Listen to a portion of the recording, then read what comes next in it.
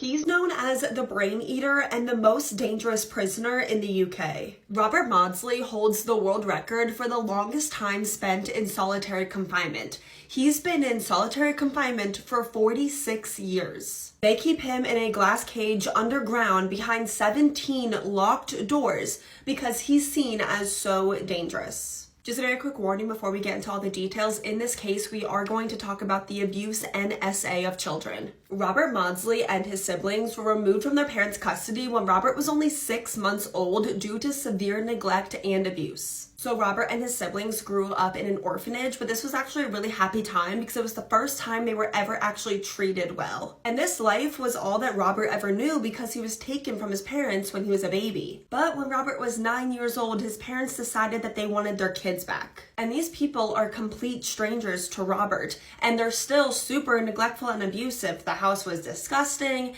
and Robert got the worst of his father George's abuse because he was always trying to help his siblings. Robert's father, George, is an absolute monster. He actually began to SA 9-year-old Robert. And then within only 1 year of living with his parents, Robert was either removed from his parents' custody once again, or he was sent back to the orphanage by his parents. And then by the age of 16, Robert was alone living on the streets. He got into substances and got into work just to survive. And it was at some point while Robert was living on the streets that he was SA'd again. Robert's really depressed. He's really struggling with his mental health, and he actually tried to seek help. He was in and out of different psychiatric facilities, and he repeatedly told the doctors that he was hearing voices telling him to kill his parents, but no one did anything about it. And then in March of 1974, Robert is 20 years old and he's with a client, a 30-year-old man named John Farrell. Two of them are in bed, they're doing stuff, and then out of nowhere, the client, John, gets out of bed, he goes over to his dresser and grabs a stack of photos and shows them to Robert. And these photos were of this man SAing multiple children. I guess because Robert was homeless and an worker, this client thought that he would be okay with this. But this brought Robert right back to when he was a child being SA'd by his father. Robert just snapped and he killed his client. And afterwards, he didn't even try to cover it up.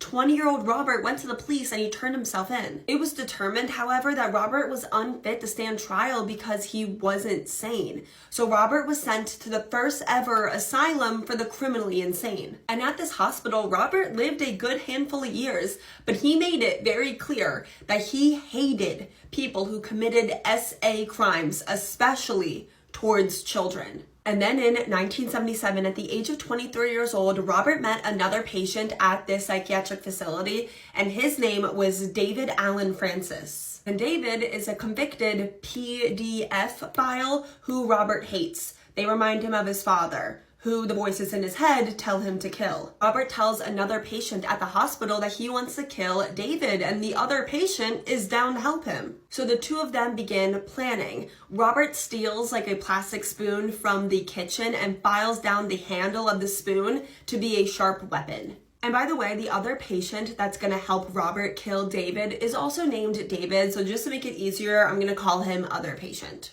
And then one day when the three men are alone together, Robert locks them in a room, and then him and other patient attack David. This is a brutal, vicious, long attack that lasted 9 hours. The entire time the hospital staff is trying to get into this room because it's supposed to be a high security mental health hospital. And after 9 hours of vicious, brutal attack, David passed away. Afterwards, Robert just calmly opens the door and walks out, like nothing happened. The scene that the hospital staff saw inside this room was horrific. I mean, just imagine, it lasted 9 hours. I don't even think I could explain how brutal of a scene this was. But there was a spoon nearby, and because of what terrible of a condition David's body was left in after 9 hours, the hospital staff actually believed that Robert had eaten David's brain. This was a rumor, but the media ran with it. And although Robert was previously deemed unfit to stand trial, this crime literally happened in a psychiatric hospital. Robert was now deemed fit to stand trial, and he was sentenced to life in prison without the possibility of parole, and he would serve that in a real prison. And it just so happened that this prison happened to have a large amount of criminals who committed SA crimes. And we know how Robert feels about them. Within 1 year of being in this prison, Robert's still hearing the voices and he begins planning another attack. Once again, he gets his hand on a plastic spoon and he files down the handle to be a sharp weapon.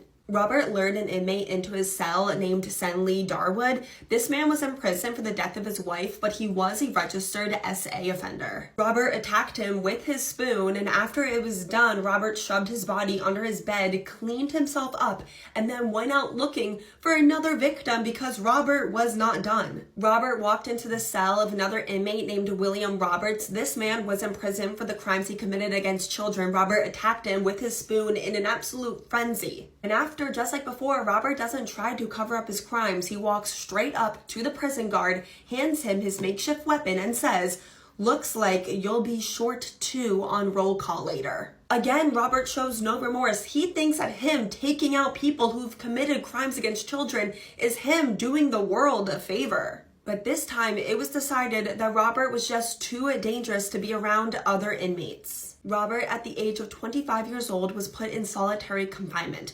This is when a prisoner is put in a small dark cell and is given no interaction with any other person indefinitely. And solitary confinement is well known to really mess with the human mind, not being able to speak to anyone for long periods of time. It's still widely used today, even though it's very controversial, and a lot of people see it as cruel and unusual punishment. Eventually, the prison built Robert his very own solitary confinement cell. It's a very small glass cage, so Robert can be monitored 24/7. He gets no privacy. The cage is underground, and you have to go through 17 locked doors just to get there. His bed is a concrete block. He gets no sunlight. He's completely isolated. Not even the prison guards are allowed to talk to him. This is the last photo taken of Robert. It was taken all the way back in the 80s.